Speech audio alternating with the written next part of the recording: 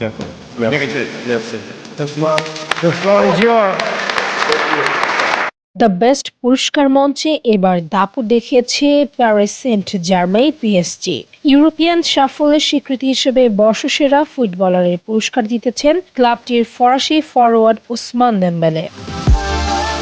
গত মৌসুমে ইতিহাস গড়ে প্রথমবারের মতো উয়েফা চ্যাম্পিয়ন্স লিগ জিতেছিল পিএসজি।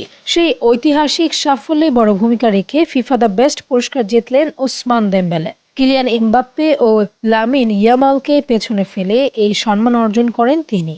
শুধু বর্ষসেরা খেলোয়াড়ই নয়, সেরা কোচের পুরস্কারও জিতেছেন পিএসজির coach Luis Enrique.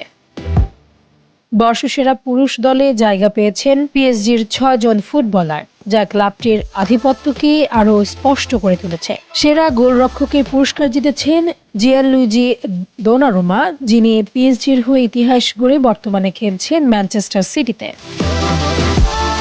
Champions league জয়ের পথে দেমবেলে করেছেন ৮টি গোল ও ৬টি অ্যাসিস্ট। ২০২৪-২৫ মৌসুমে লিগ ওয়ান ও মহাদেশীয় প্রতিযোগিতায় মোস্ট ভ্যালুয়েবল প্লেয়ার নির্বাচিত হন তিনি। পিএসজির ঘরোয়া ট্রেবল জয়ের পেছনে ছিল তার অসামান্য অবদান। এছাড়া ক্লাবকে প্রথমবারের মতো ফিফা ক্লাব বিশ্বকাপের ফাইনালে তুলতেও ভূমিকা রাখেন দেমবেলে, যদিও ফাইনালে চেলসির কাছে হারে পিএসজি।